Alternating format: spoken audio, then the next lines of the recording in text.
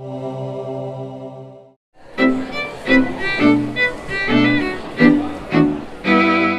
are here in the World Food Summit for the second time in history, and Denmark is inviting world to attend the great event.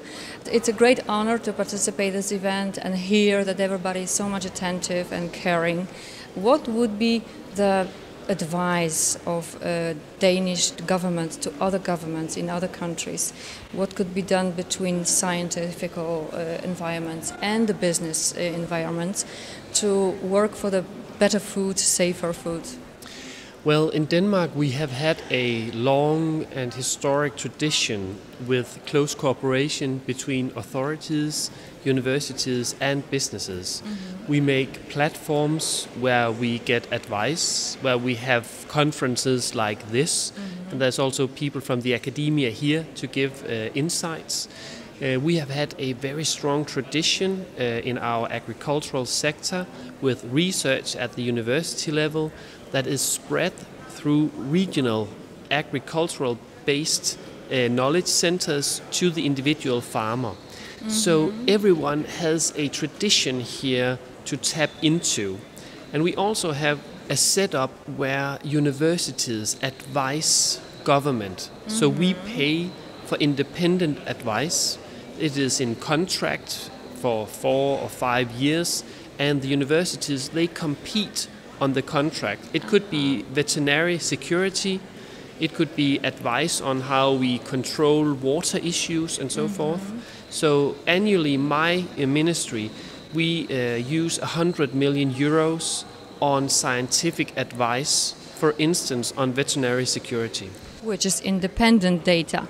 It is purely independent data that the universities provide us as a ministry with as advice also to the Danish Parliament. I also heard that Denmark is very much for organic solutions, and I read also in an article that there are organic food in hospitals and elderly hospitals. Why is organic?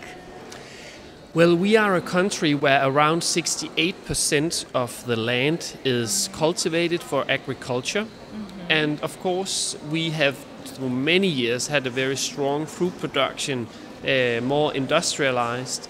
And that has also made a room for more farmers and more consumers to say, well, we would like to go a little more back to basics, mm-hmm. Without pesticides, with more space for animals in the stables, and they also have to go out of the stable.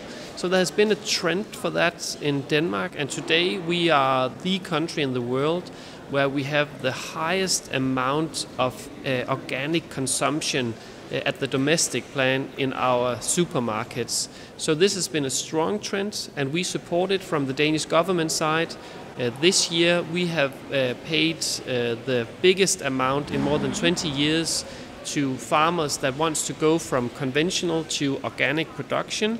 So they are supported in a transition period after EU regulation. And we have also had an organic advisory board with representatives from the business sector and the agricultural sector. So small population means the best inspiration.